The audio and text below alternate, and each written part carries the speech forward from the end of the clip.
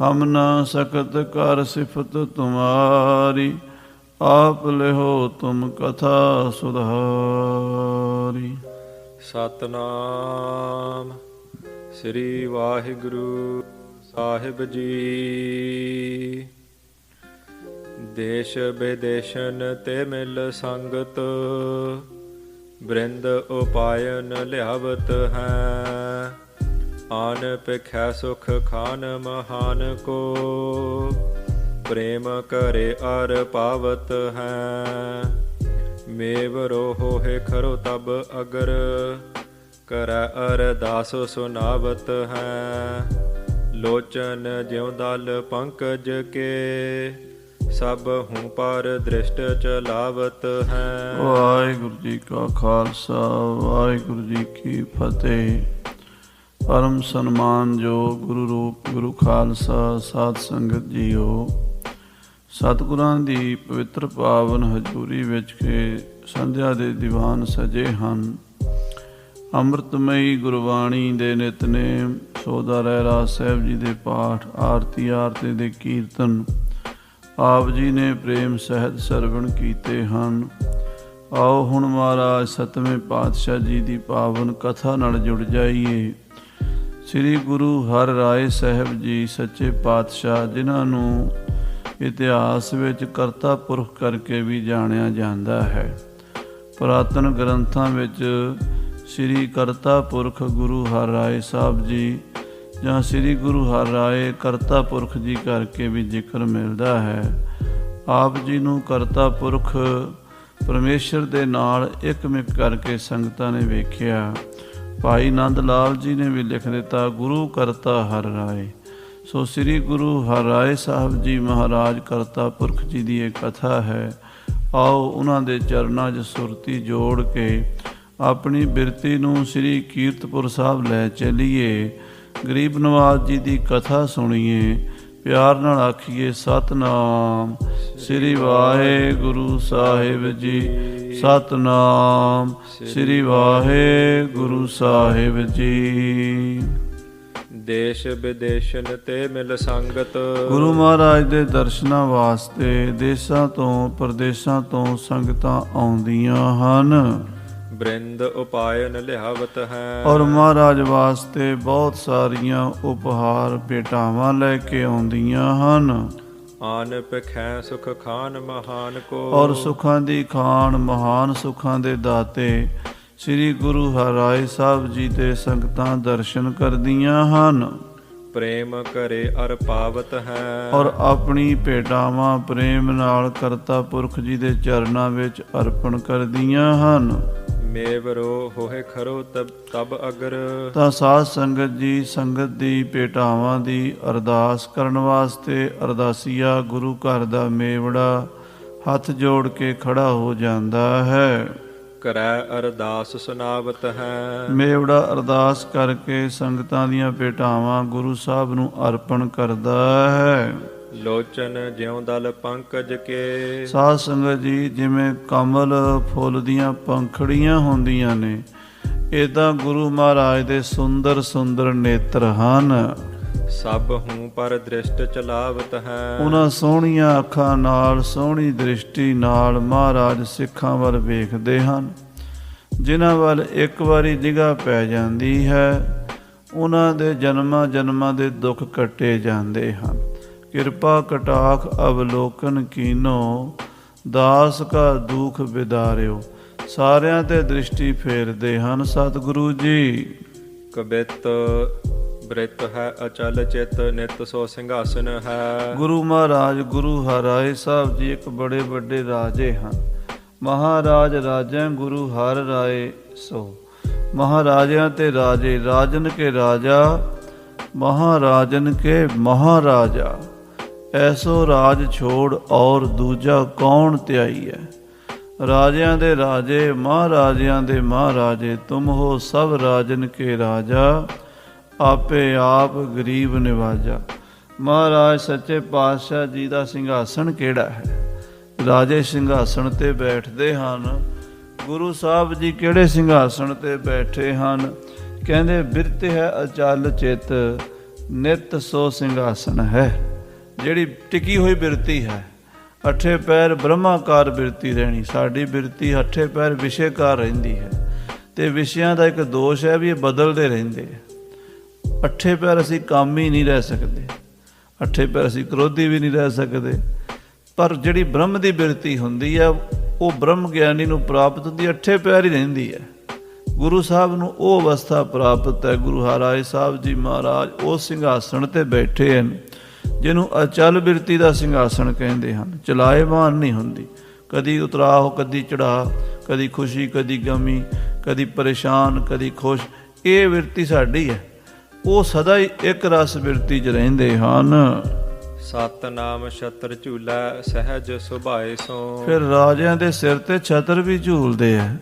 ਗੁਰੂ ਮਹਾਰਾਜ ਗੁਰੂ ਹਰਿਰਾਏ ਸਾਹਿਬ ਦੇ ਸੀਸ ਤੇ ਸਤਨਾਮ ਸ੍ਰੀ ਵਾਹਿਗੁਰੂ ਦਾ ਛਤਰ ਝੂਲਦਾ ਹੈ। ਬ੍ਰਹਮ ਗਿਆਨ ਸੀਸ ਪੈ ਮੁਕਟ ਸੋ ਬਿਰਾਜ ਰਹਿਓ। ਰਾਜਿਆਂ ਦੇ ਸਿਰ ਤੇ ਮੁਕਟ ਹੁੰਦੇ ਨੇ ਸੋਨੇ ਦੇ। ਗੁਰੂ ਹਰਿਰਾਏ ਸਾਹਿਬ ਦੇ ਸੀਸ ਉੱਤੇ ਬ੍ਰਹਮ ਗਿਆਨ ਦਾ ਮੁਕਟ ਸੋਭਦਾ ਹੈ। ਸੋ ਜਸ ਪ੍ਰੇਮ ਸਰ ਕੋ ਚਵਰ ਟੁਰਾਏ ਸੋ। ਰਾਜਿਆਂ ਦੇ ਸਿਰ ਦੇ ਉੱਤੇ ਚੌਰ ਵੀ ਝੂਲਦੇ ਨੇ। ਗੁਰੂ ਮਹਾਰਾਜ ਦਾ ਪਰਮੇਸ਼ਰ ਦੇ ਜਸ ਦਾ, ਜਸ ਪਰਮੇਸ਼ਰ ਕੋ, ਜਿਹੜਾ ਪਰਮੇਸ਼ਰ ਦਾ ਜਸ ਹੈ ਉਹਦਾ ਚੌਰ ਝੂਲਦਾ ਹੈ। ਆਗਿਆ ਹੈ ਭਗਤ ਫਿਰੈ ਸਗਰੇ ਜਗਤ ਬੀਚ। ਫਿਰ ਸਾਧ ਸੰਗਤ ਜੀ ਰਾਜਿਆਂ ਦਾ ਹੁਕਮ ਵੀ ਚੱਲਦਾ ਹੈ। ਰਾਜਿਆਂ ਦੀ ਆਗਿਆ ਸਾਰੇ ਦੇਸ਼ਾਂ ਪ੍ਰਦੇਸ਼ਾਂ ਵਿੱਚ ਮਨੀਂਦੀ ਹੈ। ਰਾਜੇ ਦਾ ਹੁਕਮ ਚੱਲਦਾ ਹੈ। ਇਹਨਾਂ ਦਾ ਕਿਹੜਾ ਹੁਕਮ ਹੈ? ਗੁਰੂ ਹਰਿਰਾਏ ਸਾਹਿਬ ਜੀ ਦਾ ਭਗਤੀ ਰੂਪੀ। ਭਗਤੀ ਘਰ ਘਰ ਫੈਲੀ ਹੋਈ ਹੈ। ਹਰ ਦੇਸ਼ ਵਿੱਚ ਗੁਰੂ ਦੇ ਭਗਤ ਬੈਠੇ ਹਨ ਜਿਹੜੇ ਗੁਰੂ ਦੀ ਹਰ ਆਗਿਆ ਨੂੰ ਸਿਰ ਮੱਥੇ ਤੇ ਮੰਨਦੇ ਹਨ। ਅਗਤਨ ਗਤ ਦੇਨ ਪਰਮ ਪਸਾਏ ਸੋ। ਅਗਤਨ ਗਤ ਦੇ, ਜਿਨ੍ਹਾਂ ਦੀ ਗਤ ਨਹੀਂ ਹੋ ਸਕਦੀ ਉਹਨਾਂ ਨੂੰ ਗਤ ਦੇਣ ਵਾਲੇ ਪਰਮ ਪ੍ਰਸਾਏ। ਪ੍ਰਸੰਨ ਹੋ ਕੇ ਮਹਾਰਾਜ ਜੀ, ਜਿਹੜੇ ਪਾਪੀ ਬੰਦੇ ਭੂਤ ਪ੍ਰੇਤਾਂ ਦੀ ਜੂਨੀ 'ਚ ਪਏ ਹੋਏ, ਮੁਕਤੀ ਹੋ ਹੀ ਨਹੀਂ ਸਕਦੀ। ਇੰਨੇ ਪਾਪ ਕਰ ਲਏ, ਇੰਨੇ ਮਾੜੇ ਕਰਮ ਕਰ ਲਏ ਬਈ 84 ਲੱਖ ਜੂਨਾਂ 'ਚ ਭਟਕ ਕੇ ਵੀ ਫੇਰ ਵੀ ਮੁਕਤੀ ਨਹੀਂ ਮਿਲਣੀ। ਬੜੇ ਯਤਨ ਕਰਕੇ, ਤੀਰਥਾਂ ਦੀ ਯਾਤਰਾ ਕਰਕੇ, ਦਾਨ ਪੁੰਨ ਜਪ ਤਪ ਕਰਕੇ ਵੀ ਮੁਕਤੀ ਨਹੀਂ ਮਿਲਣੀ। ਪਰ ਜਦੋਂ ਗੁਰੂ ਹਰਿਰਾਏ ਸਾਹਿਬ ਜੀ ਉਹਨਾਂ ਬੰਦਿਆਂ, ਪਾਪੀ ਬੰਦਿਆਂ ਤੇ ਮਿਹਰ ਦੀ ਨਿਗਾਹ ਕਰ ਦਿੰਦੇ ਨੇ, ਉਹਨਾਂ ਦਾ ਵੀ ਬੇੜਾ ਬੰਨੇ ਲਾ ਦਿੰਦੇ ਨੇ।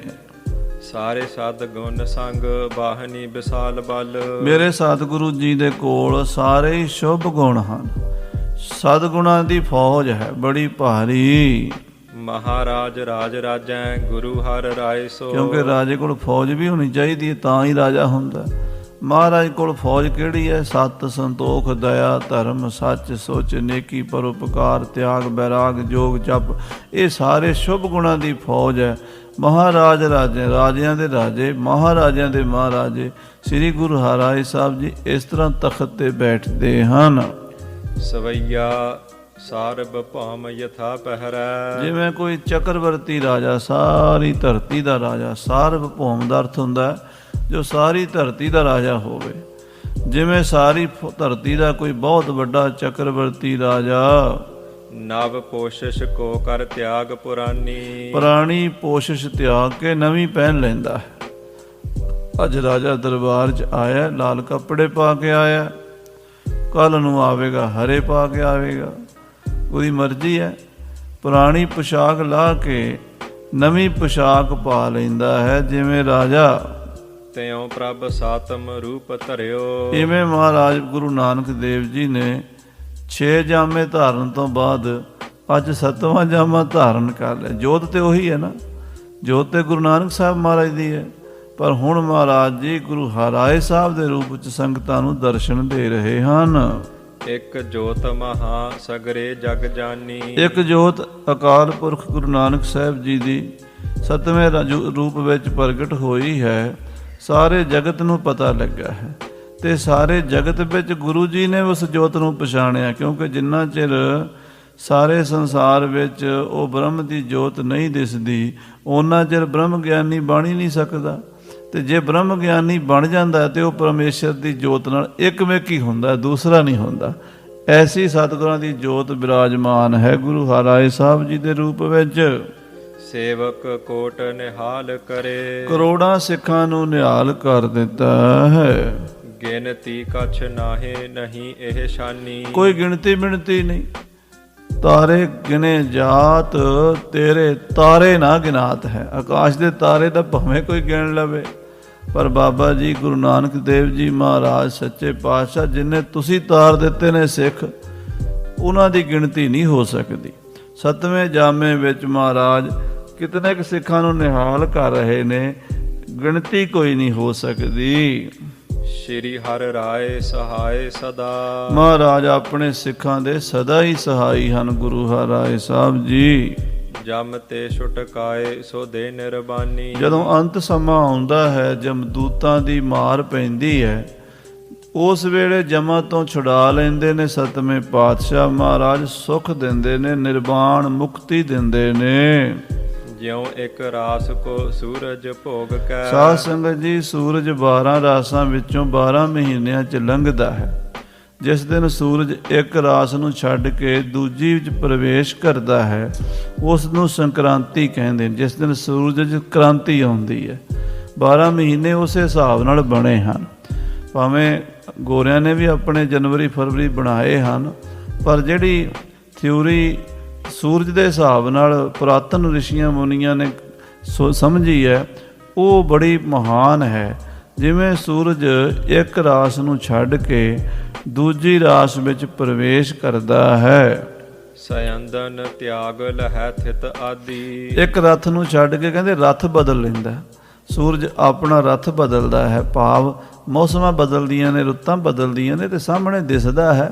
ਕੋਈ ਇਹ ਕਲਪਨਾ ਨਹੀਂ ਹੈ, ਕੋਈ ਗੱਪ ਗਪੌੜ ਨਹੀਂ ਹੈ। ਇਹ ਕੁਦਰਤ ਦਾ ਦੇਖੋ ਨਾ, ਗਰਮੀ ਸਰਦੀ ਧੁੱਪ ਛਾਂ ਕਿੱਦਾਂ ਬਦਲਦੀ ਹੈ। ਹਰ ਮੌਸਮ ਦਾ, ਹਰ ਰੁੱਤ ਦਾ ਆਪਣਾ ਹੀ 6 ਰੁੱਤਾਂ ਨੇ, 12 ਮਹੀਨੇ ਨੇ। ਤੇ ਕਹਿੰਦੇ ਜਦੋਂ ਸੂਰਜ ਇੱਕ ਰੁੱਤ ਨੂੰ ਛੱਡ ਕੇ ਇੱਕ ਰਾਸ ਨੂੰ ਛੱਡ ਕੇ ਦੂਜੀ 'ਚ ਪ੍ਰਵੇਸ਼ ਕਰਦਾ ਹੈ, ਔਰ ਅਰੂੜ ਕੈ ਭੂਰ ਅੰਧੇਰ ਕੋ। ਉਹ ਦੂਜੇ ਰਾਤ ਤੇ ਬਹਿ ਜਾਂਦਾ। ਸੂਰਜ ਤੇ ਉਹੀ ਹੁੰਦਾ, ਸੂਰਜ ਤਾਂ ਨਹੀਂ ਬਦਲਦਾ। ਸੂਰਜ ਏਕੋ ਰੁੱਤ ਅਨੇਕ, ਨਾਨਕ ਕਰਤੇ ਕੇ ਕੇਤੇ ਵੇਸ। ਕਹਿੰਦੇ ਸੂਰਜ ਤਾਂ ਇੱਕੋ ਹੀ ਹੈ, ਪਰ ਉਹ ਰਥ ਬਦਲ ਲੈਂਦਾ ਹੈ। ਦੂਸਰੇ ਰਥ ਤੇ ਬਹਿ ਕੇ ਹਨੇਰੇ ਨੂੰ ਦੂਰ ਕਰਦਾ ਹੈ। ਦੂਰ ਕਰੈ ਹੋਏ ਜੀਵਨ ਸ਼ਾਦੀ। ਕਹਿੰਦੇ ਦੂਰ ਕਰਦਾ ਹੈ ਸਿੱਖ ਜੀਵਾਂ ਨੂੰ, ਸ਼ਾਦੀ ਖੁਸ਼ੀ ਦਿੰਦਾ ਹੈ। ਸੂਰਜ 12 ਮਹੀਨਿਆਂ 'ਚ ਖੁਸ਼ੀ ਦਿੰਦਾ ਹੈ, ਪਰ ਕਦੀ ਕਿਸੇ ਰੂਪ 'ਚ ਦਿੰਦਾ ਹੈ, ਕਦੀ ਕਿਸੇ ਰੂਪ 'ਚ ਦਿੰਦਾ ਹੈ। ਹਾਂਜੀ, ਤਯੋ ਗੁਰ ਸਾਤਵੋਂ ਬੈਠ ਸ਼ੁਭਿਓ। ਇਵੇਂ ਮਹਾਰਾਜ 7ਵੇਂ ਪਾਤਸ਼ਾਹ ਗੁਰੂ ਹਰਿਰਾਏ ਸਾਹਿਬ ਜੀ, ਜੋਤ ਤਾਂ ਗੁਰੂ ਨਾਨਕ ਸਾਹਿਬ ਜੀ ਦੀ ਇੱਕੋ ਹੀ ਹੈ, ਪਰ ਹੁਣ 7ਵੇਂ ਰਥ ਤੇ ਸਵਾਰ ਹੋ ਗਈ ਹੈ। ਹਾਂਜੀ, ਦੁੱਤ ਦੇਵਨ ਕੋ ਗੁਰ ਤਾਬਰ ਗਾਦੀ। ਕਹਿੰਦੇ ਆਪਣੇ ਸੇਵਕਾਂ ਨੂੰ ਤੇ ਗੁਰਤਾ ਗੱਦੀ ਨੂੰ ਸੋਭਾ ਦੇਣ ਵਾਸਤੇ ਬੈਠੇ ਹਨ ਪਾਤਸ਼ਾਹ ਜੀ। ਸ਼੍ਰੀ ਸਤਨਾਮ ਪ੍ਰਕਾਸ਼ ਧਰੈ। ਸਤਨਾਮ ਸ੍ਰੀ ਵਾਹਿਗੁਰੂ ਦਾ ਪ੍ਰਕਾਸ਼ ਕਰ ਰਹੇ। ਜਿਵੇਂ ਸੂਰਜ ਪ੍ਰਕਾਸ਼ ਕਰਦਾ ਹੈ, ਗੁਰੂ ਨਾਨਕ ਦੇਵ ਜੀ ਮਹਾਰਾਜ 7ਵੇਂ ਜਾਮੇ 'ਚ ਨਾਮ ਦਾ ਪ੍ਰਕਾਸ਼ ਕਰਦੇ ਨੇ। ਸੁਖ ਗਿਆਨ ਕੋ ਦੇ ਜਗ ਕੀਨ ਆਬਾਦੀ। ਔਰ ਦੁਨੀਆ ਨੂੰ ਬ੍ਰਹਮ ਗਿਆਨ ਦੇ ਕੇ, ਸੁਖ ਦੇ ਕੇ ਖੁਸ਼ੀਆਂ ਵੰਡ ਰਹੇ, ਆਬਾਦੀ ਵਧਾ ਰਹੇ ਸੰਸਾਰ ਵਿੱਚ ਭਗਤਾਂ ਸਿੱਖਾਂ ਬ੍ਰਹਮ ਗਿਆਨੀਆਂ ਦੀ। ਸੰਗਤ ਕੋ ਉਪਦੇਸ਼ਤ ਹੈ। ਸੰਗਤਾਂ ਨੂੰ ਉਪਦੇਸ਼ ਦਿੰਦੇ ਹਨ। ਸਤਨਾਮ ਭਜੋ ਭਗਤੀ ਔਰ ਧਾਰੋ। ਸਤਨਾਮ ਦਾ ਭਜਨ ਕਰੋ ਭਾਈ, ਭਗਤੀ ਮਾਨਜ ਧਾਰਨ ਕਰੋ। ਮਾਨੁਖ ਦੇਹ ਦੁਲੰਭ ਲਹੋ। ਭਾਈ ਮਨੁੱਖਾ ਜਨਮ ਬੜਾ ਦੁਰਲੱਭ ਹੈ। ਵਿਸ਼ਿਆਨ ਵਿਖੈ ਇਸ ਕੋ ਨਹਿ ਹਾਰੋ। ਇਹਨੂੰ ਵਿਸ਼ੇ ਵਿਕਾਰਾਂ 'ਚ ਨਾ ਗਵਾਓ। ਕਾਮ ਕ੍ਰੋਧ ਲੋਭ ਮੋਹ ਘਰ ਦੇ ਦਾਸ ਬਣ ਕੇ ਆਪਣੇ ਇਤਨੇ ਕੀਮਤੀ ਜਨਮ ਨੂੰ ਐਵੇਂ ਕੌਡੀਆਂ ਦੇ ਭਾਅ ਨਾ ਗਵਾਓ। ਕਬੀਰ ਮਾਨਸ ਜਨਮ ਦੁਰਲੱਭ ਹੈ, ਹੋਤ ਨਾ ਬਾਰੰਬਾਰ। ਬਾਰ-ਬਾਰ ਥੋੜਾ ਹੋਣਾ। ਜਿਹੜੀ ਸਹੂਲਤ ਇੱਥੇ ਮਨੁੱਖਾ ਜਨਮ 'ਚ ਸਾਨੂੰ ਮਿਲੀ ਹੈ, ਜਿਹੜੇ ਮਨੁੱਖਾ ਜਨਮ 'ਚ ਅਸੀਂ ਸਾਧਨ ਕਰ ਸਕਦੇ ਹਾਂ, ਪਸ਼ੂ ਪੰਛੀਆਂ ਦੀ ਜੂਨਾਂ ਥੋੜਾ ਕਰ ਸਕਾਂਗੇ। ਇਸ ਕਰਕੇ ਇਸ ਜਨਮ ਨੂੰ ਨਾ ਗਵਾਓ। ਕੂਰ ਪਦਾਰਥ ਜਾਨ ਅਕਾਰਥ। ਜਿਹੜੇ ਝੂਠੇ ਪਦਾਰਥ ਨੇ ਇਹ ਅਕਾਰਥ ਨੇ, ਬੇਕਾਰ ਨੇ, ਇਹਨਾਂ ਨੂੰ ਨਾਸਮਾਨ ਸਮਝੋ। ਸਵਾਰਥ ਆਪਣੋ ਨੀਕ ਵਿਚਾਰੋ। ਆਪਣਾ ਸਵਾਰਥ ਭਲੀ ਪ੍ਰਕਾਰ ਨਾਲ ਵਿਚਾਰੋ। ਆਪਣਾ ਭਲਾ ਹਰ ਇੱਕ ਨੂੰ ਮੰਗਣ ਦਾ ਹੱਕ ਹੈ।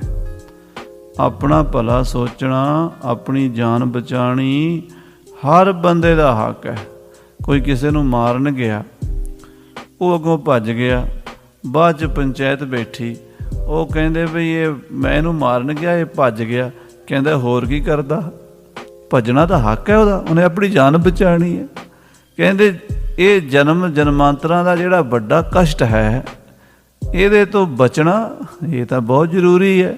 ਫਿਰ ਆਪਣਾ ਭਲਾ ਤਾਂ ਹਰ ਇੱਕ ਨੂੰ ਕਰਨਾ ਹੀ ਚਾਹੀਦਾ, ਆਪਣੀ ਜਾਨ ਤੇ ਬਚਾਉਣੀ ਚਾਹੀਦੀ, ਆਪਣਾ ਪੱਲਾ ਤੇ ਛਡਾਉਣਾ ਚਾਹੀਦਾ। ਇਹ ਤਾਂ ਨਹੀਂ ਇਹਦੇ ਵਿੱਚ ਕਾਹਦੀ ਹੈਂਕੜਬਾਜੀ ਵੀ ਮੈਂ ਗੁਰਦੁਆਰੇ ਜਾਵਾਂਗਾ ਲੋਕ ਕੀ ਕਹਿਣਗੇ, ਮੈਂ ਅੰਮ੍ਰਿਤ ਛਕ ਲਾਂਗਾ ਫਿਰ ਲੋਕ ਕੀ ਕਹਿਣਗੇ, ਮੈਂ ਨਿਤਨੇਮ ਕਰਾਂਗਾ ਫਿਰ ਲੋਕ ਕੀ ਕਹਿਣਗੇ। ਜੋ ਮਰਜ਼ੀ ਕਹੀ ਜਾਣ, ਆਪਣੀ ਜਾਨ ਤਾਂ ਛੁੱਟੇਗੀ ਜਮਾਂ ਤੋਂ। ਆਖੋ ਸਤਿਨਾਮ ਸ੍ਰੀ ਵਾਹਿਗੁਰੂ। ਇਹ ਤਾਂ ਆਪਣਾ ਹੱਕ ਹੈ। ਸੱਚੇ ਪਾਤਸ਼ਾਹ ਕਹਿੰਦੇ ਭਾਈ ਆਪਣਾ ਭਲਾ ਸੋਚੋ। ਗਿਆਨ ਕੋ ਪਾਏ ਨਿਧਾਨ ਲਹੋ ਜਗ। ਹਾਂ, ਬ੍ਰਹਮ ਗਿਆਨ ਦਾ ਖਜ਼ਾਨਾ ਇਸ ਸੰਸਾਰ ਦੇ ਵਿੱਚ ਹੈ, ਗੁਰੂ ਨਾਨਕ ਦੇ ਕੋਲ, ਉਹਨੂੰ ਪ੍ਰਾਪਤ ਕਰੋ। ਆਪ ਤਰੋ ਪਿਤਰਾਨ ਕੋ ਤਾਰੋ। ਇਹ ਭਾਈ ਆਪ ਵੀ ਤਰੋ, ਤੁਹਾਡੇ ਪਿੱਤਰ ਵੀ ਤਰ ਜਾਣਗੇ। ਜਿਹੜਾ ਬ੍ਰਹਮ ਗਿਆਨੀ ਹੋ ਕੇ ਨਾਮ ਦਾ ਰਸੀਆ ਗੁਰਮੁਖ ਅਭਿਆਸੀ ਹੁੰਦਾ, ਆਪ ਤੇ ਤਰਦਾ ਹੀ ਹੈ, ਉਹਦੇ ਦਾਦੇ ਪੜਦਾਦੇ ਵੀ ਤਰ ਜਾਂਦੇ ਹਨ। ਦੋਹਰਾ ਸੁਨਹਿ ਮਾਨ ਉਪਦੇਸ਼ ਜੋ। ਜਿਹੜੇ ਬੰਦੇ ਗੁਰੂ ਸਾਹਿਬ ਦਾ ਉਪਦੇਸ਼ ਸੁਣਦੇ ਔਰ ਮੰਨਦੇ ਹਨ, ਚਲਹਿ ਗੁਰੂ ਅਨੁਸਾਰ। ਗੁਰੂ ਦੇ ਅਨੁਸਾਰ ਚੱਲਦੇ ਹਨ, ਸਦਾ ਸਹਾਇਕ ਤਿਸੀ ਕੇ। ਸਤਿਗੁਰੂ ਉਹਨਾਂ ਦੇ ਸਦਾ ਹੀ ਅੰਗ ਸੰਗ ਰਹਿੰਦੇ ਹਨ। ਗਨ ਬੰਧਨ ਦੇ ਟਾਰ। ਬਹੁਤ ਸਾਰੇ ਬੰਧਨ ਕੱਟ ਦਿੰਦੇ ਹਨ ਸਤਿਗੁਰੂ ਜੀ। ਦਰਸ਼ਨ ਕਰਬੇ ਅਗ ਮਿਟੈ। ਦਰਸ਼ਨ ਕਰਕੇ ਪਾਪ ਮਿਟ ਜਾਂਦੇ ਹਨ, ਔਰ ਉਜਲ ਹੋਏ ਜਾਏ। ਹਿਰਦੇ ਨਿਰਮਲ ਹੋ ਜਾਂਦੇ ਹਨ। ਬਚਨ ਸੁਨਹਿ ਲਹਿ ਗਿਆਨ ਕੋ। ਬਚਨ ਸੁਣ ਕੇ ਬ੍ਰਹਮ ਗਿਆਨ ਦੀ ਪ੍ਰਾਪਤੀ ਹੁੰਦੀ ਹੈ। ਧੰਨ ਗੁਰੂ ਹਰਿ ਰਾਏ। ਧੰਨ ਗੁਰੂ ਹਰਿ ਸਾਹਿਬ ਜੀ ਮਹਾਰਾਜ। ਪ੍ਰੇਮ ਭਗਤ ਬੈਰਾਗ ਦ੍ਰਿੜ। ਪ੍ਰੇਮਾ ਭਗਤੀ ਤੇ ਬੈਰਾਗ ਦ੍ਰਿੜ ਕਰਾਉਂਦੇ ਹਨ ਸਿੱਖਾਂ ਨੂੰ। ਕਰਨ ਜੋਗ ਬ੍ਰਹਮ ਗਿਆਨ। ਬ੍ਰਹਮ ਗਿਆਨ ਦੀ ਪ੍ਰਾਪਤੀ ਦਾ ਇਹ ਸਾਧਨ ਦੱਸਦੇ ਹਨ। ਵਰਤਾਵਤ ਹੈ ਜਗਤ ਮਹਿ। ਮਹਾਰਾਜ ਜਗਤ ਵਿੱਚ ਇਹ ਵਰਤਾਰਾ ਵਰਤਾਉਂਦੇ। ਪਹਿਲਾਂ ਬੈਰਾਗ ਜ਼ਰੂਰੀ ਹੈ ਨਾ ਸਾਧ ਸੰਗਤ ਜੀ। ਬੈਰਾਗ ਹੋਵੇਗਾ, ਵਿਵੇਕ ਹੋਵੇਗਾ ਤਾਂ ਹੀ ਬ੍ਰਹਮ ਗਿਆਨ ਹੋਵੇਗਾ। ਜਿਹਨੂੰ ਮੇਰੇ ਵਰਗੇ ਨੂੰ ਬੈਰਾਗ ਹੀ ਨਹੀਂ ਹੋਇਆ, ਸੰਸਾਰ ਦਾ ਹੀ ਮੋਹ ਹਰ ਵੇਲੇ, ਸੰਸਾਰ ਦੇ ਵਿਸ਼ਿਆਂ ਦਾ ਹੀ ਚਿੰਤਨ ਕਰੀ ਜਾਣਾ, ਇਹ ਵੀ ਪ੍ਰਾਪਤ ਹੋ ਜੇ, ਉਹ ਵੀ ਹੋ ਜੇ, ਪੈਸੇ ਵਿੱਚ ਬਿਰਤੀ, ਪਦਾਰਥਾਂ ਵਿੱਚ, ਇਸਤਰੀ ਧੀਆਂ ਪੁੱਤਰਾਂ ਵਿੱਚ ਬਿਰਤੀ ਲੱਗੀ ਹੋਈ ਹੈ, ਉਹਨੂੰ ਬ੍ਰਹਮ ਗਿਆਨ ਤੋਂ ਕੀ ਲੈਣਾ। ਤੋ ਮਹਾਰਾਜ ਕਹਿੰਦੇ ਪਹਿਲਾਂ ਬੈਰਾਗ ਦ੍ਰਿੜ ਕਰਾਉਂਦੇ ਆ, ਫਿਰ ਪ੍ਰੇਮਾ ਭਗਤੀ ਕਰਾਉਂਦੇ ਆ, ਉਸ ਤੋਂ ਬਾਅਦ ਫਿਰ ਬ੍ਰਹਮ ਗਿਆਨ ਦੇ ਕੇ ਮੁਕਤੀ ਕਰ ਦਿੰਦੇ ਹਨ। ਸਤਿਗੁਰ ਕਿਰਪਾ ਨਿਧਾਨ। ਸ੍ਰੀ ਗੁਰੂ ਹਰਿ ਸਾਹਿਬ ਜੀ ਕਿਰਪਾ ਦੇ ਖਜ਼ਾਨੇ ਹਨ। ਵੱਡੇ ਭਾਗ ਜਿਨ ਕੇ ਹੋਤੇ। ਜਿਨ੍ਹਾਂ ਦੇ ਬੜੇ ਵੱਡੇ ਭਾਗ ਹੁੰਦੇ, ਸ਼ਰਨ ਭਰੇ ਗੁਰ ਚਰਨ। ਉਹ ਗੁਰੂ ਦੇ ਚਰਨਾਂ 'ਚ ਪੈ ਜਾਂਦੇ ਹਨ। ਕੋਟ ਜਨਮ ਭਰਮਤ ਹੋਤੇ। ਜਿਹੜੇ ਕਰੋੜਾਂ ਜਨਮਾਂ ਤੋਂ ਭਟਕ ਰਹੇ ਸਨ, ਸੱਪਾਂ ਕੀੜਿਆਂ ਮਕੌੜਿਆਂ ਦੀ ਜੂਨਾਂ 'ਚ ਬਹੁਤ ਜਨਮਾਂਤਰਾਂ ਤੋਂ ਗੇੜੇ ਲਾ ਰਹੇ ਸਨ, ਮਿਟੇ ਜਨਮ ਤਿਨ ਮਰਨ। ਉਹਨਾਂ ਦੇ ਹੁਣ ਜਨਮ ਮਰਨ ਕੱਟੇ ਗਏ ਹਨ। ਗੁਰੂ ਮਹਾਰਾਜ ਦੀ ਸ਼ਰਨ ਆ ਕੇ ਮੁਕਤੀ ਨੂੰ ਪ੍ਰਾਪਤ ਹੋਏ ਹਨ। ਨਿਸ਼ਾਨੀ ਛੰਦ ਸ਼ੋਭਾ ਸ਼੍ਰੀ ਸਤਿਗੁਰੂ ਕੀ। ਜਗ ਭੀ ਬਿਸਤਾਰੇ। ਸਤਿਗੁਰੂ ਜੀ ਦੀ ਸੋਭਾ ਸਾਰੇ ਪਾਸੇ ਪ੍ਰਗਟ ਹੋ ਗਈ ਹੈ। ਸਰਬ ਸਿੱਧ ਨੌ ਨਿਧ ਜੇ ਠਾਡੀ ਰਹਿ ਦੁਆਰੇ। ਰਿੱਧੀਆਂ ਸਿੱਧੀਆਂ ਬੂਹੇ ਤੇ ਖੜੀਆਂ ਰਹਿੰਦੀਆਂ ਹਨ। ਹਿੰਦੂ ਤੁਰਕ ਤਾਰੀਫ ਕਰ ਮਿਲ ਕੇ ਹਰ ਖਾਵੈ। ਗੁਰੂ ਹਰਿ ਸਾਹਿਬ ਦੀ ਹਰ ਹਿੰਦੂ ਮੁਸਲਮਾਨ ਤਾਰੀਫ ਕਰਦਾ ਤੇ ਗੁਰੂ ਸਾਹਿਬ ਨੂੰ ਮਿਲ ਕੇ ਖੁਸ਼ ਹੁੰਦੇ ਨੇ ਲੋਕ। ਹਿਰਦੇ ਕਰਹਿ ਜਿਮ ਕਾਮਨਾ ਸੋ ਤੂਰਨ ਪਾਵੈ। ਜਿਹੋ ਜੀ ਕੋਈ ਮਨੋਕਾਮਨਾ ਲੈ ਕੇ ਆਉਂਦਾ ਗੁਰੂ ਸਾਹਿਬ ਦੇ ਦਰ ਤੋਂ ਤਤਕਾਲ ਪੂਰੀ ਹੋ ਜਾਂਦੀ ਹੈ। ਸਤਿਗੁਰ ਦਾਤਾ ਨਾਮ ਕਾ ਉਪਦੇਸ਼ ਦ੍ਰਿੜੰਤਾ। ਧੰਨ ਗੁਰੂ ਹਰਿ ਸਾਹਿਬ ਸਤਿਗੁਰੂ ਨਾਮ ਦੇ ਦਾਤੇ ਹਨ। ਉਪਦੇਸ਼ ਨਾਮ ਜਪਣ ਦਾ ਹੀ ਦਿੰਦੇ ਹਨ। ਆਨ ਆਨ ਦਰਸ਼ਹਿ ਬਹੁਤ ਜੋ ਚਹੈ ਸੋ ਲਭੰਤਾ। ਕਹਿੰਦੇ ਆ ਕੇ ਹਜ਼ਾਰਾਂ ਲੋਕ ਦਰਸ਼ਨ ਕਰਦੇ ਨੇ, ਜੋ ਮੰਗਦੇ ਨੇ ਉਹ ਮਿਲਦਾ ਹੈ। ਸ਼ਾਹੋ ਜਹਾਂ ਦਿੱਲੀ ਬਿਖੈ ਵੱਡ ਰਾਜ ਕਮਾਵੈ। ਉਦੋਂ ਸਾਧ ਸੰਗਤ ਜੀ ਹਿੰਦੁਸਤਾਨ ਦਾ, ਦਿੱਲੀ ਦਾ ਤਖਤ ਦਾ ਮਾਲਕ ਬਾਦਸ਼ਾਹ ਸ਼ਾਹ ਜਹਾਨ ਰਾਜ ਕਰਦਾ ਸੀ। ਤਿਸ ਕੇ ਨਿਕਟ ਤਾਰੀਫ ਗੁਰ ਕਹਿ ਬਹੁਤ ਸੁਣਾਵੈ। ਲੋਕ ਜਾ ਜਾ ਕੇ ਸਤਵੇਂ ਪਾਤਸ਼ਾਹ ਦੀਆਂ ਤਾਰੀਫਾਂ ਉਹਨੂੰ ਵੀ ਸੁਣਾਉਂਦੇ ਸਨ। ਜਿਹੜੇ ਲੋਕ ਬਾਦਸ਼ਾਹ ਦੇ ਨਿਕਟ ਵਰਤੀ ਸਨ, ਬਾਦਸ਼ਾਹ ਨੂੰ ਮਿਲਦੇ ਸਨ, ਕਈ ਲੋਕ ਜਿਹੜੇ ਗੁਰੂ ਘਰ ਦੀ ਮਹਿਮਾ ਤੋਂ ਜਾਣੂ ਸਨ, ਉਹ ਬਾਦਸ਼ਾਹ ਨੂੰ ਸਤਵੇਂ ਪਾਤਸ਼ਾਹ ਦੀਆਂ ਤਾਰੀਫਾਂ ਦੱਸਦੇ ਰਹਿੰਦੇ ਹਨ। ਚਾਰ ਪੁੱਤਰ ਤਿਸ ਕੇ ਭਏ ਵੱਡਦਾਰ ਸ਼ਕੋਹਾ। ਉਸ ਸ਼ਾਹਜਹਾਨ ਬਾਦਸ਼ਾਹ ਦੇ ਸਾਧ ਸੰਗਤ ਜੀ 4 ਬੱਚੇ ਹੋਏ। ਇਹ ਸ਼ਾਹਜਹਾਨ ਜਹਾਂਗੀਰ ਦਾ ਪੁੱਤਰ ਸੀ, ਅਕਬਰ ਦਾ ਪੋਤਾ ਸੀ। ਯਾਨੀ ਜੋ ਮੁਗਲਿਆ ਖਾਨਦਾਨ ਦਾ ਇਹ 5ਵਾਂ ਬਾਦਸ਼ਾਹ ਹੋਇਆ ਹੈ ਸ਼ਾਹਜਹਾਨ।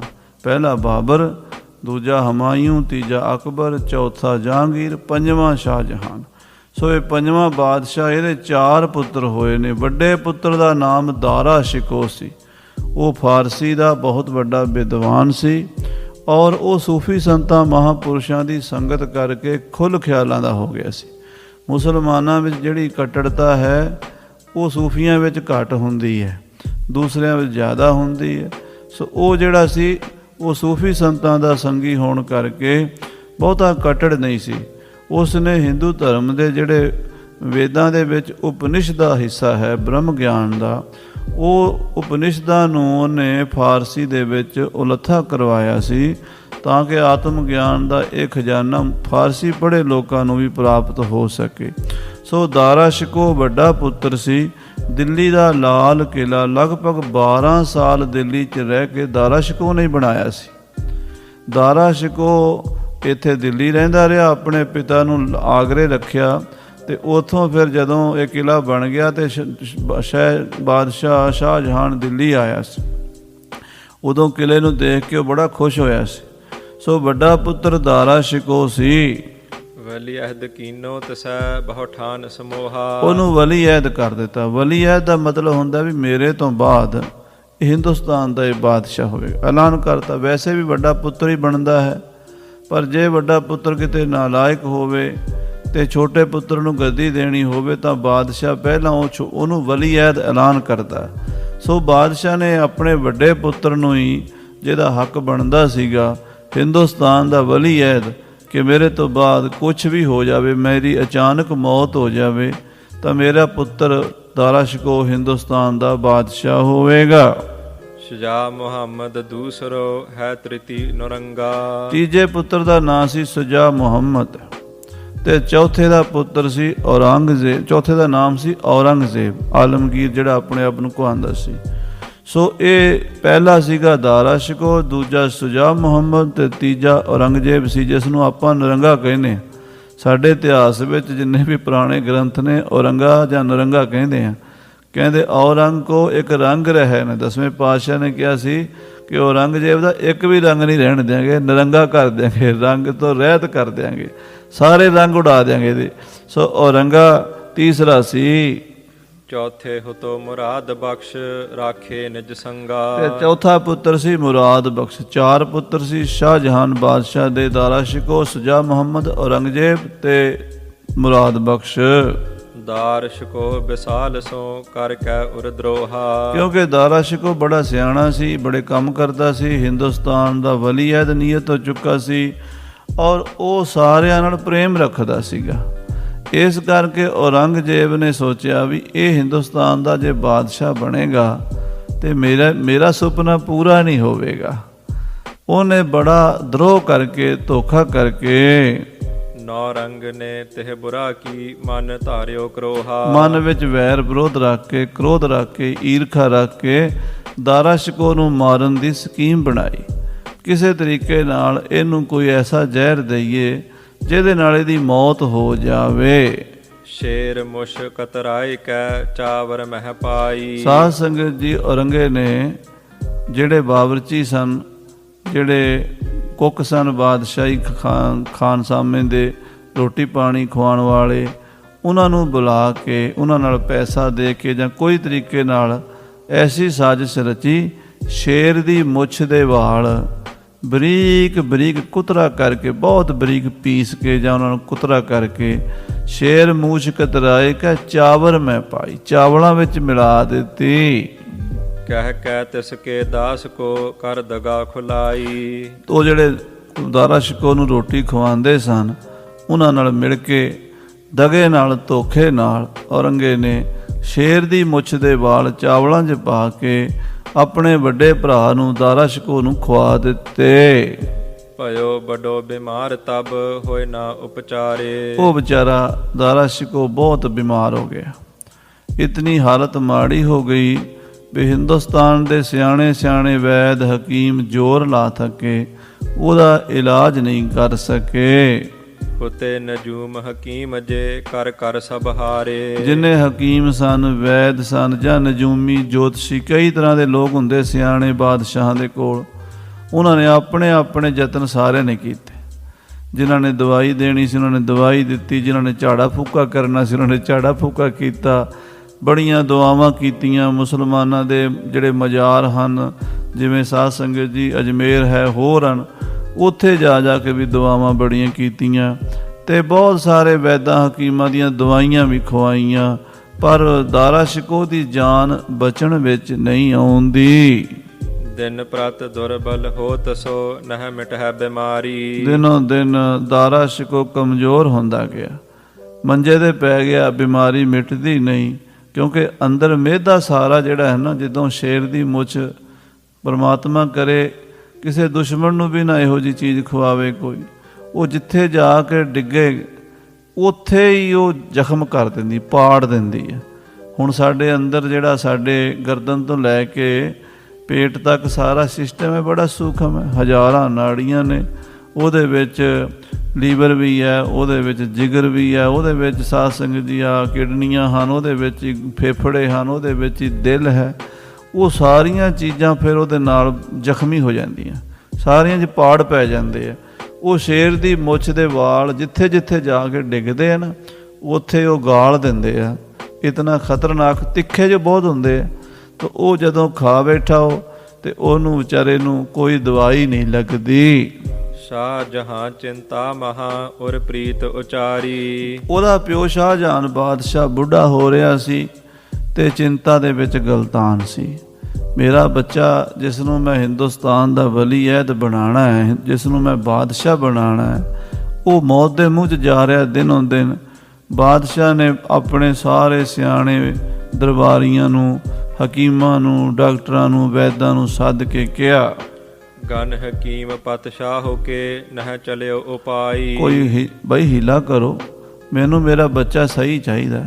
ਤੁਸੀਂ ਬਾਦਸ਼ਾਹ ਦੇ ਖਜ਼ਾਨੇ ਵਿੱਚੋਂ ਲੱਖਾਂ ਰੁਪਈਆ ਪ੍ਰਾਪਤ ਕਰਦੇ ਹੋ, ਹੁਣ ਕੀ ਫਾਇਦਾ ਤੁਹਾਡੀ ਵੈਦਗੀ ਦਾ, ਤੁਹਾਡੀ ਹਕੀਮੀ ਦਾ, ਤੁਹਾਡੀ ਇੰਨੀ ਵਿੱਦਿਆ ਦਾ, ਜੇ ਤੁਸੀਂ ਮੇਰੇ ਬੱਚੇ ਦੀ ਜਾਨ ਨਹੀਂ ਬਚਾ ਸਕੇ।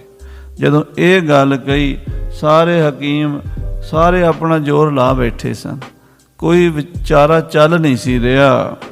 ਤਬ ਸਭ ਹੂਨ ਵਿਚਾਰ ਕੈ ਇਮ ਗਿਰਾ ਅਲਾਈ। ਅਖੀਰ ਸਾਰੇ ਸਿਆਣੇ ਵੈਦਾਂ ਨੇ, ਹਕੀਮਾਂ ਨੇ ਬਹਿ ਕੇ ਮੀਟਿੰਗ ਕੀਤੀ।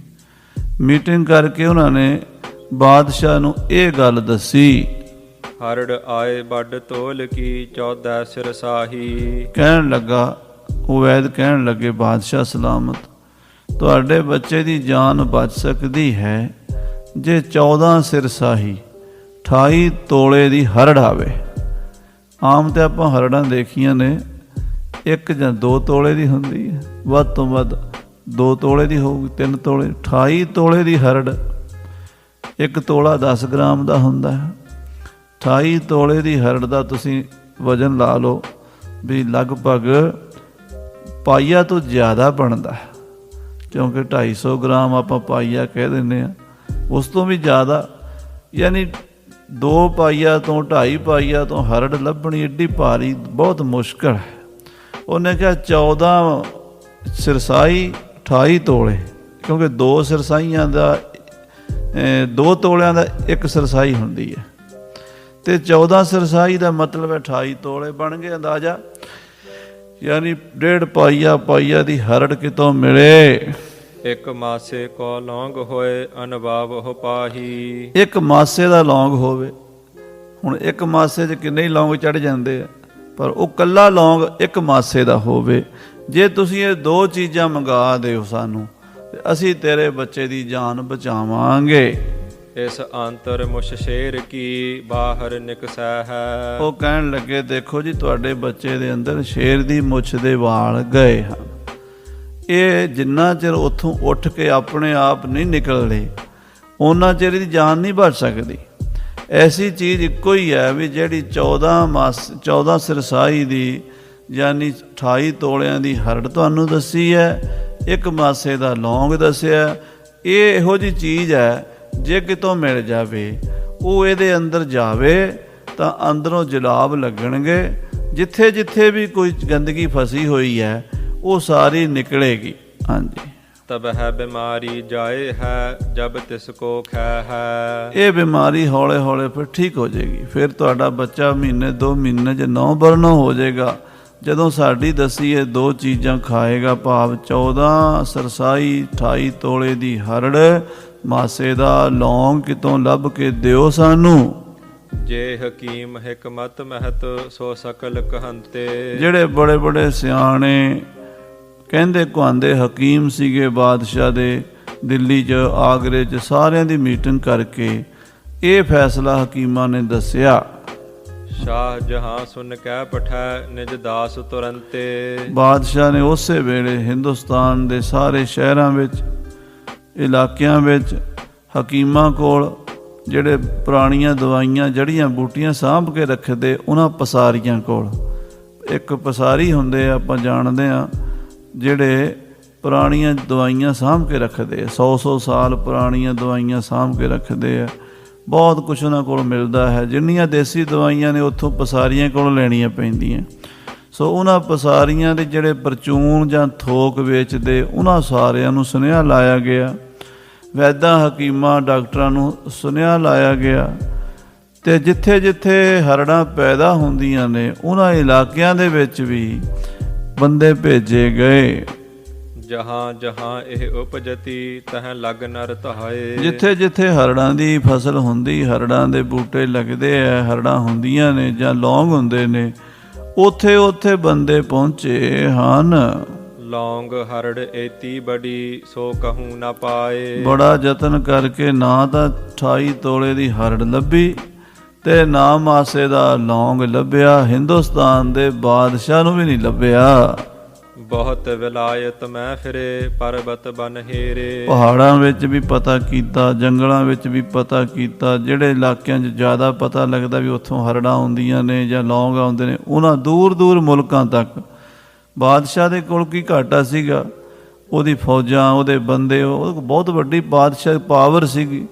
ਉਹਨੇ ਸਾਰੇ ਹਿੰਦੁਸਤਾਨ ਤੇ ਬਾਹਰਲੇ ਮੁਲਕਾਂ ਤੱਕ ਵੀ ਭੱਜ ਦੌੜ ਕੀਤੀ।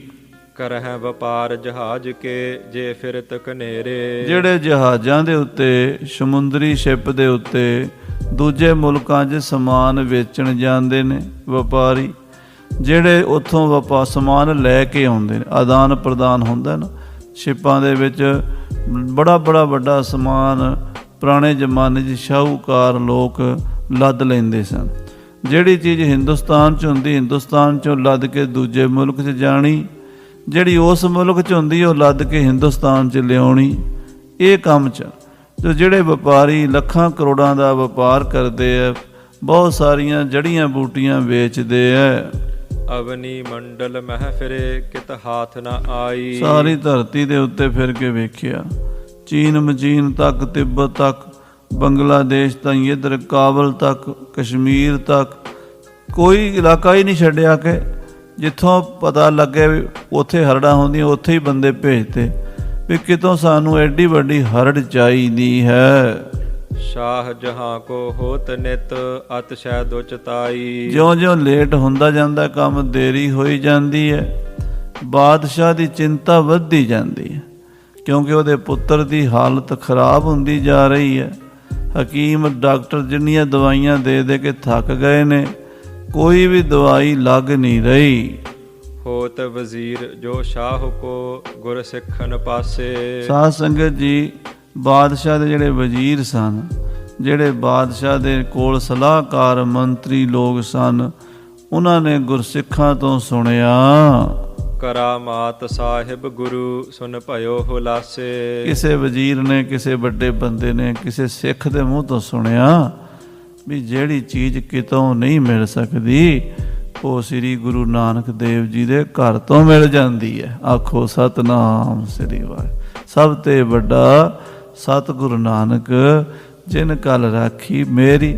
ਕਹਿੰਦੇ ਜਿਹੜੀ ਚੀਜ਼ ਕਿਤੋਂ ਨਹੀਂ ਮਿਲਦੀ, ਉਹ ਬਾਬੇ ਨਾਨਕ ਦੇ ਘਰ ਤੋਂ ਮਿਲ ਜਾਂਦੀ ਹੈ। ਹਾਂਜੀ। ਸ਼੍ਰੀ ਗੁਰ ਹਰਗੋਬਿੰਦ ਜੀ ਤਿਨ ਸੰਗ ਲੜਾਈ। ਫਿਰ ਵਜ਼ੀਰਾਂ ਨੇ ਸੋਚਿਆ ਵੀ ਬਾਦਸ਼ਾਹ ਦੀ ਤਾਂ ਗੁਰੂ ਹਰਗੋਬਿੰਦ ਸਾਹਿਬ ਜੀ ਨਾਲ 4 ਜੰਗਾਂ ਹੋਈਆਂ ਨੇ, ਉਹਨਾਂ ਦੇ ਨਾਲ ਤਾਂ ਸਾਡੇ ਬੜੇ ਵੱਡੇ ਯੁੱਧ ਹੋਏ ਨੇ। ਕਰਤ ਰਹਿਓ ਬਹੁ ਸ਼ਾਹ ਜੋ ਕਹਿਓ ਨਾ ਬਨ ਆਈ। ਬਾਦਸ਼ਾਹ ਤਾਂ ਗੁਰੂ ਸਾਹਿਬ ਨਾਲ ਲੜਾਈਆਂ ਲੜਦਾ ਰਿਹਾ ਹੈ, ਗੁਰੂ ਘਰ ਦੇ ਉੱਤੇ ਫੌਜਾਂ ਭੇਜਦਾ ਰਿਹਾ ਹੈ। ਗੁਰੂ ਹਰਗੋਬਿੰਦ ਸਾਹਿਬ 6ਵੇਂ ਪਾਤਸ਼ਾਹ ਦਾ ਸੀਸ ਵੱਢ ਕੇ ਲਿਆਉਣ ਦੇ ਲਈ ਉਹਨੇ ਬੜੇ ਵੱਡੇ ਜਰਨੈਲ ਪੈਂਦੇ ਖਾਂ ਵਰਗੇ, ਕਾਲੇ ਖਾਂ ਵਰਗੇ ਭੇਜੇ ਸਨ। ਹੁਣ ਇਹ ਬਾਦਸ਼ਾਹ ਪਤਾ ਨਹੀਂ ਕਿਹੜੇ ਮੂੰਹ ਨਾਲ ਗੁਰੂ ਸਾਹਿਬ ਤੋਂ ਮੰਗੇ ਕਿ ਨਾ ਮੰਗੇ। ਇਹ ਹੁਣ ਸੋਚਾਂ 'ਚ ਪੈ ਗਏ ਹਨ ਵਜ਼ੀਰ ਮੰਤਰੀ ਵੀ। ਸੋ ਤਨ ਤਜ ਬੈਕੁੰਠ ਗੇ ਅਬ ਤਿਨ ਕੋ ਪੋਤਾ। ਪਰ ਗੁਰੂ ਹਰਗੋਬਿੰਦ ਸਾਹਿਬ ਜੀ 6ਵੇਂ ਪਾਤਸ਼ਾਹ ਉਹ ਆਪਣਾ ਚੋਲਾ ਛੱਡ ਗਏ ਨੇ, ਉਹ ਤਾਂ ਸੱਚਖੰਡ ਚਲੇ ਗਏ ਨੇ। ਹੁਣ ਉਹਨਾਂ ਦਾ ਪੋਤਰਾ ਗੱਦੀ ਤੇ ਬੈਠਾ ਹੈ। ਗੁਰਤਾ ਗਾਦੀ ਪਰ ਟਿਕਿਓ ਵੱਡ ਅਜ਼ਮਤ ਪੋਤਾ। ਜਿਹੜਾ ਕਰਾਮਾਤਾਂ ਦਾ ਖਜ਼ਾਨਾ ਹੈ, ਪੋਤਾ ਨਾਮ ਹੈ ਜਹਾਜ਼ ਦਾ, ਜਿਹੜਾ ਕਰਾਮਾਤਾਂ ਸ਼ਕਤੀਆਂ ਨਾਲ ਭਰਿਆ ਹੋਇਆ ਹੈ, ਗੁਰੂ ਹਰ ਰਾਏ ਸਾਹਿਬ, ਉਹ ਗੁਰੂ ਹਰਗੋਬਿੰਦ ਦਾ ਪੋਤਾ ਹੈ। ਅਸ ਅਨਮੋਲੀ ਵਸਤ ਵੱਡ ਤਿਨ ਕੇ ਕਰ ਆਵੈ। ਕਹਿੰਦੇ ਇਹੋ ਜਿਹੀ ਅਣਮੋਲੀ ਵਸਤੂ, ਭਾਵ ਜਿਹੜੀ 28 ਤੋਲੇ ਦੀ ਹਰੜ ਹੈ ਤੇ ਇੱਕ ਮਾਸੇ ਦਾ ਲੌਂਗ ਹੈ, ਇਹ ਕੇਵਲ ਤੇ ਕੇਵਲ ਗੁਰੂ ਹਰ ਰਾਏ ਸਾਹਿਬ ਤੋਂ ਮਿਲ ਸਕਦੀ ਹੈ। ਸੇਵਕ ਹੋਏ ਜਾਚਨ ਕਰੇ ਕਹਿ ਬਿਨੈ ਪਠਾਵੈ। ਪਰ ਸ਼ਰਤ ਇਹ ਹੈ ਕਿ ਮੰਗਣ ਦੇ ਹੱਥ ਜੋੜਨੇ ਪੈਣੇ ਆ, ਤਰਲਾ ਕਰਨਾ ਪੈਣਾ। ਉਹ ਬੇਪਰਵਾਹ ਫਕੀਰ ਹਨ, ਸਾਧੂ, ਉਹਨਾਂ ਨੇ ਕਿਸੇ ਦੀ ਧੌਂਸ ਤਾਂ ਮੰਨਣੀ ਨਹੀਂ। ਕੋਈ ਬੇਨਤੀ ਕਰੇ, ਕੋਈ ਹੱਥ ਜੋੜੇ, ਕੋਈ ਅਰਜ਼ ਕਰੇ, ਕਿਉਂਕਿ ਜਿਸ ਨਾਲ ਜ਼ੋਰ ਨਾ ਚੱਲੇ ਉਸ ਦਰਬਾਰ ਵਿੱਚ ਜ਼ੋਰ ਤਾਂ ਚੱਲਦਾ ਨਹੀਂ, ਸਿਫਾਰਿਸ਼ ਵੀ ਨਹੀਂ ਚੱਲਦੀ। ਉੱਥੇ ਤਾਂ ਖਰੇ ਕੀਚਾ ਅਰਦਾਸ ਕਰੇ ਬਾਦਸ਼ਾਹ ਤਾਂ ਗੱਲ ਬਣ ਸਕਦੀ ਹੈ। ਇਮ ਵਜ਼ੀਰ ਨੇ ਸੁਣਿਓ ਜਬ ਨਿਸ਼ਚੈ ਉਰ ਕੀਨਾ। ਬਾਦਸ਼ਾਹ ਦਾ ਕੋਈ ਖਾਸ ਵਜ਼ੀਰ ਸੀ, ਨਿਕਟਵਰਤੀ ਸੀ। ਉਹਨੇ ਜਦੋਂ ਇਹ ਗੱਲ ਸੁਣੀ, ਉਹਨੇ ਨਿਸ਼ਚਾ ਕੀਤਾ। ਉਹ ਕਹਿੰਦੇ ਆ ਵੀ ਜਦੋਂ ਆਪਣੀ ਜਾਨ ਤੇ ਬਣੀ ਹੋਵੇ ਉਦੋਂ ਬੰਦਾ ਸਾਰੀਆਂ ਸ਼ਰਤਾਂ ਮੰਨ ਲੈਂਦਾ। ਉਦੋਂ ਬੰਦੇ ਨੂੰ ਆਪਣੀ ਹੈਂਕੜ ਛੱਡਣੀ ਪੈਂਦੀ, ਭਾਵੇਂ ਕੋਈ ਗਰੀਬ ਹੋਵੇ ਭਾਵੇਂ ਅਮੀਰ ਹੋਵੇ। ਜਾਨ ਤੋਂ ਵੱਧ ਕੇ ਕੋਈ ਚੀਜ਼ ਹੁੰਦੀ ਨਹੀਂ। ਹਾਂਜੀ, ਠੀਕ ਬਾਤ ਨੀ ਕੀ ਆਹ ਪੈ ਹੈ ਦੁਖਹੀਨਾ। ਕਹਿੰਦੇ ਇਹੀ ਗੱਲ ਠੀਕ ਹੈ ਕਿ ਜੇ ਗੁਰੂ ਸਾਹਿਬ ਦੇ ਕੋਲੋਂ ਇਹ ਚੀਜ਼ ਮੰਗੀ ਜਾਵੇ ਔਰ ਬਾਦਸ਼ਾਹ ਖੁਦ ਮੰਗੇ ਤਾਂ ਬਾਦਸ਼ਾਹ ਦਾ ਬੇਟਾ ਬਚ ਜਾਏਗਾ। ਤਬ ਵਜ਼ੀਰ ਢਿਗ ਸ਼ਾਹ ਕੇ ਹਵੈ ਅਰਜ਼ ਸੁਨਾਈ। ਕਹਿੰਦੇ ਵਜ਼ੀਰ ਨੇ ਹੌਸਲਾ ਕਰਕੇ ਬਾਦਸ਼ਾਹ ਦੇ ਨੇੜੇ ਹੋ ਕੇ ਬੇਨਤੀ ਕੀਤੀ। ਸ਼੍ਰੀ ਗੁਰ ਹਰਗੋਬਿੰਦ ਕੀ ਬੈਠਿਓ ਅਬ ਥਾਈ। ਬਾਦਸ਼ਾਹ ਸਲਾਮਤ, ਛੋਟਾ ਮੂੰਹ ਔਰ ਬੜੀ ਬਾਤ ਹੈ। ਆਪ ਜੀ ਗੁੱਸਾ ਨਾ ਮੰਨਣਾ। ਮੈਂ ਜੋ ਸਲਾਹ ਦੇ ਰਿਹਾ ਹਾਂ ਉਹ ਇਹ ਹੈ ਕਿ ਗੁਰੂ ਹਰਗੋਬਿੰਦ ਸਾਹਿਬ 6ਵੇਂ ਪਾਤਸ਼ਾਹ, ਜਿਨ੍ਹਾਂ ਨਾਲ ਹਜੂਰ ਤੁਹਾਡੇ 4 ਜੰਗ ਹੋਏ ਨੇ, ਉਹ ਹੁਣ ਜੋਤੀ ਜੋਤ ਸਮਾ ਗਏ ਨੇ, ਪਰ ਉਹਨਾਂ ਦੀ ਗੱਦੀ ਤੇ ਉਹਨਾਂ ਦਾ ਪੋਤਰਾ ਬੈਠਾ ਹੈ। ਪੋਤਾ ਸ਼੍ਰੀ ਹਰ ਰਾਏ ਜੀ ਵੱਡ ਅਜ਼ਮਤਵੰਤਾ। ਉਹ ਗੁਰੂ ਹਰਗੋਬਿੰਦ ਸਾਹਿਬ ਦਾ ਪੋਤਾ ਹੈ, ਬੜੀਆਂ ਸ਼ਕਤੀਆਂ ਦਾ ਮਾਲਕ ਹੈ, ਬੜਾ ਕਰਾਮਾਤੀ ਮਹਾਪੁਰਸ਼ ਹੈ। ਸ਼੍ਰੀ ਗੁਰ ਘਰ ਨਿਰਵੈਰ ਹੈ ਦੀਨਨ ਦੁਖ ਹੰਤਾ। ਤੇ ਦੂਸਰੀ ਗੱਲ, ਬਾਦਸ਼ਾਹ ਸਲਾਮਤ, ਅਸੀਂ ਜਿੱਥੋਂ ਤੱਕ ਜਾਣਦੇ ਹਾਂ ਗੁਰੂ ਨਾਨਕ ਦੇ ਘਰ 'ਚ ਨਿਰਵੈਰਤਾ ਹੈ। ਉਹ ਕਿਸੇ ਨਾਲ ਦੁਸ਼ਮਣੀ ਨਹੀਂ ਰੱਖਦੇ। ਉਹ ਹਰ ਬੰਦੇ ਵਿੱਚ ਰੱਬ ਦੀ ਅਲਾ ਦੀ ਜੋਤ ਵੇਖਦੇ ਨੇ, ਕਿਸੇ ਨਾਲ ਵੀ ਵੈਰ ਵਿਰੋਧ ਨਹੀਂ ਕਰਦੇ। ਇਹ ਉਹਨਾਂ ਦੀ ਖੂਬੀ ਹੈ। ਤਿੰਨ ਕੇ ਢਿਗ ਇਹੋ ਵਸਤ ਹੈ ਜਾਚੋ ਤਿਨ ਪਾਹੀ। ਜਿਹੜੀ ਚੀਜ਼ ਆਪਾਂ ਨੂੰ ਕਿਤੋਂ ਨਹੀਂ ਮਿਲ ਰਹੀ, ਤੁਹਾਡੇ ਬੇਟੇ ਦੀ ਜਾਨ ਬਚਾਉਣ ਵਾਸਤੇ, ਉਹ 14 ਸਿਰਸਾਈ ਯਾਨੀ 28 ਤੋਲਿਆਂ ਦੀ ਹਰੜ ਔਰ ਮਾਸੇ ਦਾ ਲੌਂਗ ਉਹਨਾਂ ਦੇ ਕੋਲ ਹੈ, ਗੁਰੂ ਹਰ ਰਾਏ ਸਾਹਿਬ ਦੇ ਕੋਲ ਹੈ। ਜੇ ਤੁਸੀਂ ਮੰਗੋ ਤਾਂ ਉਹ ਦੇ ਸਕਦੇ ਹਨ। ਬੇਨਤੀ ਜੁਤ ਲਿਖ ਭੇਜੀ ਹੈ ਤਜ ਰਿਸ ਉਰ ਮਾਹੀ। ਪਿਛਲਾ ਵੈਰ ਵਿਰੋਧ ਤੁਸੀਂ ਵੀ ਮਨ ਚੋਂ ਕੱਢ ਦਿਓ, ਦੁਸ਼ਮਣੀ ਦਾ ਖਿਆਲ ਕੱਢ ਦਿਓ। ਪਿੱਛੇ ਜੋ ਹੋ ਗਿਆ ਸੋ ਹੋ ਗਿਆ। ਕਈ ਵਾਰੀ ਲੜਾਈਆਂ ਹੁੰਦੀਆਂ, ਕਈ ਵਾਰੀ ਸੁਲ੍ਹਾ ਸਫਾਈਆਂ ਹੁੰਦੀਆਂ। ਤੋ ਤੁਸੀਂ ਵੈਰ ਵਿਰੋਧ ਛੱਡ ਕੇ ਤੇ ਬੇਨਤੀ ਕਰਕੇ ਘੱਲੋ ਵੀ ਮਹਾਰਾਜ ਮੇਰੇ ਬੱਚੇ ਦੀ ਜਾਨ ਦਾ ਸਵਾਲ ਹੈ ਤੇ ਮੇਰੇ ਬੱਚੇ ਦੀ ਜਾਨ ਬਚਾਓ। ਹਾਂਜੀ, ਸ਼ਾਹੋ ਜਹਾਂ ਹਰਖਿਓ ਸੁਨਤ ਲਿਖ ਅਰਜ਼ ਪਠਾਈ। ਬਾਦਸ਼ਾਹ, ਕਿਉਂਕਿ ਸਿਆਣਿਆਂ ਦੀ ਕਹਾਵਤ ਹੈ, ਗਊ ਭਨਾਵੇ ਜੌਂ। ਜਦੋਂ ਬੰਦੇ ਨੂੰ ਗਊ ਹੁੰਦੀ ਹੈ, ਲੋੜ ਹੁੰਦੀ ਹੈ, ਉਦੋਂ ਬੰਦਾ ਸਾਰਾ ਕੁਝ ਕਰ ਲੈਂਦਾ। ਭਾਵੇਂ ਬਾਦਸ਼ਾਹ ਗੁਰੂ ਘਰ ਦੇ ਨਾਲ ਖੁਸ਼ ਨਹੀਂ ਸੀਗਾ। 4 ਜੰਗਾਂ 'ਚ ਉਹਦੀਆਂ ਫੌਜਾਂ ਗੁਰੂ ਨੇ ਮਾਰੀਆਂ ਸੀ। ਪਹਿਲੀ ਜੰਗ 'ਚ ਮਹਾਰਾਜ ਨੇ 7000 ਮੁਗਲ ਮਾਰਿਆ ਸੀਗਾ। ਦੂਜੀ ਜੰਗ 'ਚ ਮਹਾਰਾਜ ਨੇ 14,000 ਮਾਰ ਕੇ ਬਿਆਸਾ ਨਦੀ 'ਚ ਰੋੜੇ ਸਨ। ਤੇ ਤੀਜੀ ਜੰਗ 'ਚ ਜਦੋਂ ਬਾਬਾ ਬਿਧੀ ਚੰਦ ਘੋੜੇ ਹੀ ਕੱਢ ਕੇ ਲੈ ਆਇਆ ਬਾਦਸ਼ਾਹ ਦੇ ਕਿਲੇ 'ਚੋਂ, ਉਦੋਂ 34,000 ਤੁਰਕ ਮਾਰਿਆ ਸੀ, ਮੁਗਲ ਮਾਰਿਆ ਸੀਗਾ। ਤੇ ਹੁਣ ਥੋੜ੍ਹੇ ਦਿਨ ਪਹਿਲਾਂ ਜਦੋਂ ਪੈਂਦੇ ਖਾਂ ਨੂੰ ਮਾਰਿਆ, 78,000 ਤੁਰਕ ਹੁਣ ਮਾਰਿਆ। ਇੰਨੀ ਫੌਜ ਬਾਦਸ਼ਾਹ ਦੀ ਖਪਾ ਦਿੱਤੀ ਸੀ ਗੁਰੂ ਸਾਹਿਬ ਨੇ।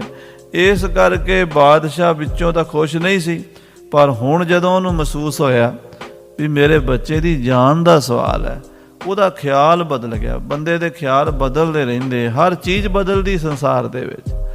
ਸੰਸਾਰ ਵਿੱਚ ਕੋਈ ਚੀਜ਼ ਟਿਕਦੀ ਨਹੀਂ, ਖਿਆਲ ਵੀ ਨਹੀਂ ਟਿਕਦੇ।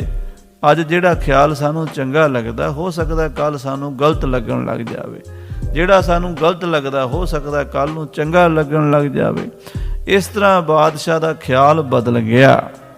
ਹਮ ਪਰ ਤੁਮਰੇ ਬੜੇ ਨਿਤ ਬਹੁ ਕਰਤ ਭਲਾਈ। ਉਸੇ ਵੇਲੇ ਬਾਦਸ਼ਾਹ ਨੇ ਚਿੱਠੀ ਲਿਖਵਾਈ। ਆਪਣੇ ਬੱਚੇ ਦੀ ਜਾਨ ਬਚਾਉਣ ਦਾ ਸਵਾਲ ਸੀ। ਕਹਿਣ ਲੱਗਾ, ਸਾਡੇ ਉੱਤੇ ਤੁਹਾਡੇ ਵੱਡਿਆਂ ਨੇ ਬੜੇ ਉਪਕਾਰ ਕੀਤੇ ਹਨ। ਸਾਡੇ ਬਾਬਰ ਬਾਦਸ਼ਾਹ ਨੂੰ ਤੁਹਾਡੇ ਵੱਡੇ ਬਾਬੇ ਨਾਨਕ ਨੇ 7 ਪੁਸਤਾਂ ਦਾ ਰਾਜ ਬਖਸ਼ਿਆ ਸੀ। ਸ਼੍ਰੀ ਨਾਨਕ ਬਾਬਰ ਮਿਲੇ ਬਖਸ਼ੀ ਵਡਿਆਈ। ਗੁਰੂ ਨਾਨਕ ਦੇਵ ਜੀ ਮਹਾਰਾਜ ਸਾਡੇ ਵੱਡੇ ਬਜ਼ੁਰਗ ਬਾਬਰ ਨੂੰ ਮਿਲੇ ਸੀ, ਰਾਜ ਭਾਗ 7 ਪੁਸਤਾਂ ਦਾ ਬਖਸ਼ਿਆ ਸੀ। ਅੰਗਦ ਗੁਰੂ ਹੁਮਾਊ ਸੋਂ ਮੈਂ ਸੁਣੀ ਭਲਾਈ। ਫਿਰ ਗੁਰੂ ਅੰਗਦ ਦੇਵ ਜੀ ਨੇ ਸਾਡੇ ਵੱਡੇ ਹੁਮਾਯੂੰ ਬਾਦਸ਼ਾਹ ਨੂੰ ਫਿਰ ਬਖਸ਼ਿਸ਼ ਕੀਤੀ ਸੀ ਵੀ ਤੇਰਾ ਰਾਜ ਕਾਇਮ ਹੋ ਜਾਏਗਾ ਦੁਬਾਰਾ। ਅਕਬਰ ਸ਼੍ਰੀ ਗੁਰ ਅਮਰ ਸੋਂ ਮਿਲ ਕਾਰਜ ਸਾਰੇ। ਅਕਬਰ ਬਾਦਸ਼ਾਹ ਕੋਲੋਂ ਚਿਤੌੜ ਦਾ ਕਿਲਾ ਫਤਿਹ ਨਹੀਂ ਸੀ ਹੁੰਦਾ, ਉਹਨੇ ਵੀ ਗੁਰੂ ਅਮਰਦਾਸ ਤੋਂ ਦੁਆ ਲਈ ਸੀ, ਅਸ਼ੀਰਵਾਦ ਲਈ ਸੀ। ਜਹਾਂਗੀਰ ਅਰਜਨ ਗੁਰੂ ਮਿਲ ਬਚਨ ਉਚਾਰੇ। ਤੇ ਜਹਾਂਗੀਰ ਬਾਦਸ਼ਾਹ ਗੁਰੂ ਅਰਜਨ ਦੇਵ ਜੀ ਨਾਲ ਬਚਨ ਵਿਲਾਸ ਕਰਦਾ ਸੀ। ਸ਼੍ਰੀ ਗੁਰ ਹਰਗੋਬਿੰਦ ਸੋਂ ਮਮ ਬਾਦ ਭਇਓ ਹੈ। ਪਰ ਤੁਹਾਡੇ ਵੱਡੇ 6ਵੇਂ ਪਾਤਸ਼ਾਹ ਗੁਰੂ ਹਰਗੋਬਿੰਦ ਸਾਹਿਬ ਜੀ ਨਾਲ ਮੇਰਾ ਝਗੜਾ ਹੋ ਗਿਆ। ਗਲਤ ਫਹਿਮੀਆਂ ਕਰਕੇ ਮੈਂ ਲੋਕਾਂ ਦੇ ਕਹਿਣੇ ਵਿੱਚ ਆ ਗਿਆ। ਗਲਤ ਲੋਕਾਂ ਦੀ ਗੱਲ ਸੁਣ ਕੇ ਮੈਂ ਗੁਰੂ ਸਾਹਿਬ ਨਾਲ ਜੁੱਧ ਲੜਾਈਆਂ ਕਰ ਬੈਠਾ। ਲੋਕਨ ਪਰ ਕੈ ਬੀਚ ਕੋ ਬਹੁ ਬੀਚ ਕਿਓ ਹੈ। ਕੁਝ ਲੋਕ ਭੈੜੇ ਸਨ, ਕੁਝ ਲੋਕ ਮੇਰੇ ਦਰਬਾਰ ਵਿੱਚ ਗਲਤ ਸਨ। ਉਹਨਾਂ ਨੇ ਮੇਰੇ ਕੰਨ ਭਰ ਕੇ ਮੈਨੂੰ ਗੁਰੂ ਸਾਹਿਬ ਦਾ ਵਿਰੋਧੀ ਬਣਾ ਦਿੱਤਾ ਤੇ ਸਾਡੀ ਗੁਰੂ ਸਾਹਿਬ ਨਾਲ ਲੜਾਈਆਂ ਕਰਵਾ ਦਿੱਤੀਆਂ। ਤਉ ਨ ਮੈਂ ਓਰਕ ਕਰਿਓ ਵੱਡ ਬੈਰ ਪਰਿਓ ਹੈ। ਫਿਰ ਵੀ ਮੈਂ ਹੱਦ ਨਹੀਂ ਕੀਤੀ। ਲੜਾਈਆਂ ਹੋਈਆਂ, ਅਖੀਰ ਮੈਂ ਪਿੱਛੇ ਹਟ ਗਿਆ। ਮੈਂ ਸੋਚਿਆ ਵੀ ਗੁਰੂਆਂ ਨਾਲ, ਮਹਾਂਪੁਰਸ਼ਾਂ ਨਾਲ, ਸਾਧੂਆਂ ਨਾਲ, ਬਾਬੇ ਨਾਨਕ ਦੇ ਘਰ ਨਾਲ ਮੇਰੀ ਪਹੁੰਚ ਨਹੀਂ ਬਣਨੀ। ਇਸ ਕਰਕੇ ਮੈਂ ਟਾਲਾ ਕਰ ਗਿਆ। ਅਬ ਮੇਰੋ ਕਾਰਜ ਇਹੀ ਵੱਡ ਆਨ ਪਰਿਓ ਹੈ। ਜੋ ਗੁਰੂ ਜੀ ਪਿੱਛੇ ਹੋਇਆ ਸੋ ਹੋਇਆ, ਜੋ ਬੀਤੀ ਸੋ ਬੀਤੀ। ਹੁਣ ਮੇਰੇ ਤੇ ਮੁਸੀਬਤ ਆ ਗਈ ਹੈ, ਕੰਮ ਬੜਾ ਵੱਡਾ ਹੈ, ਮੇਰੇ ਬੱਚੇ ਦੀ ਜਾਨ ਦਾ ਸਵਾਲ ਹੈ। ਤੁਸੀਂ ਪਿਛਲੀਆਂ ਸਾਰੀਆਂ ਗੱਲਾਂ ਭੁੱਲ ਕੇ ਮੇਰੇ ਬੱਚੇ ਦੀ ਜਾਨ ਬਚਾ ਦਿਓ।